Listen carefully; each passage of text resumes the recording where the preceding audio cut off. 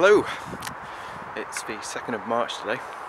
Sorry for the slight interlude between the last video, but the arrival of a new baby takes some time. Not much has been happening. It's been a very odd winter for UK, wettest or something for 100 years. Here locally it's slightly above average, and I know my allotment didn't flood this year, so I don't think we've got as much as those in the south. However, it's still very waterlogged. This is wild plum.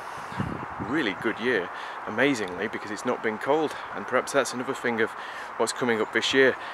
Absolutely pest mania, I suspect. There's been lots of slug eggs when I've been mooching around on the beds. Haven't done anything particularly big this year, mainly because of the weather. Fitted in some new chest storage in the shed, get a plug, and I've got a chest freezer.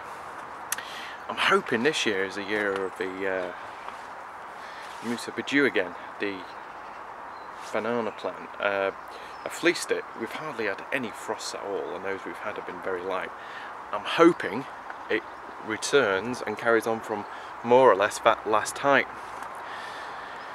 Stack of apple canes here from the pruned neighbour's apple tree.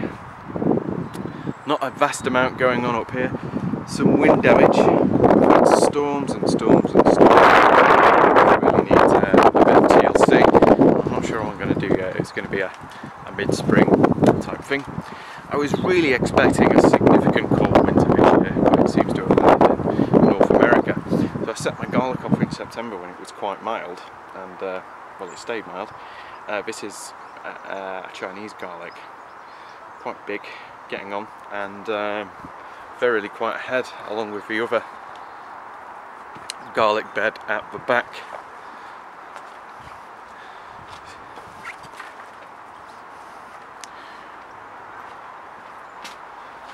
It's pretty plain at the moment. These need burning. I have the small twigs from the tree.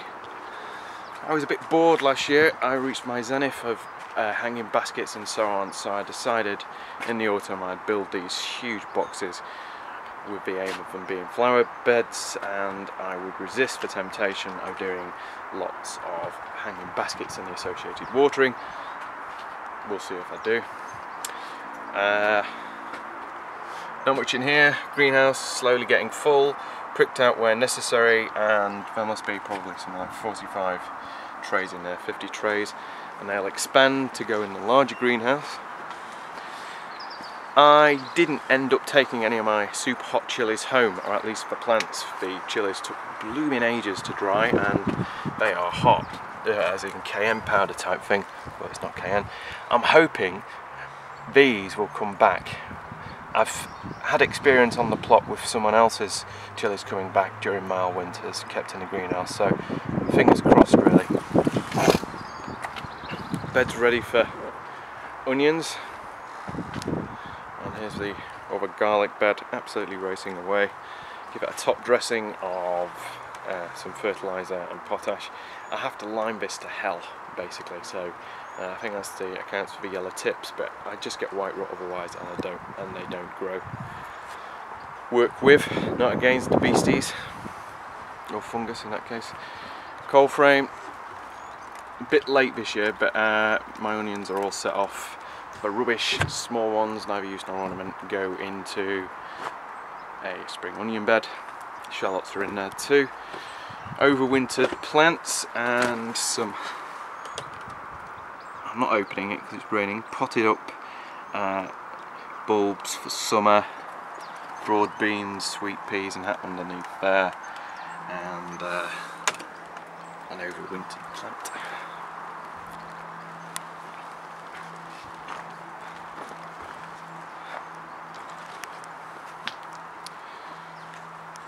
Not much doing here, but I raised this bed, I don't know if you can see it, what I've been doing today.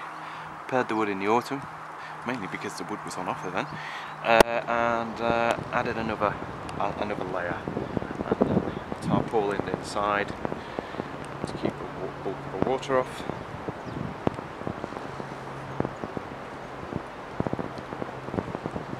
I might add the tanking of the shed worked. There's no drop of water seeping through whatsoever. And my last newbie flower box bed, I'm quite obsessed with making those. They're quite intensive, make a lot of use quite a lot of wood in fact, and plastic tarpaulin inside, keep the water off, Mr. Bitumen on the bottom, and treated with bone dry when I used it anyway. Right, well, not really much to show at this stage. I just thought I'd show you it's still alive. Hope everything's going okay with you, and happy sowing.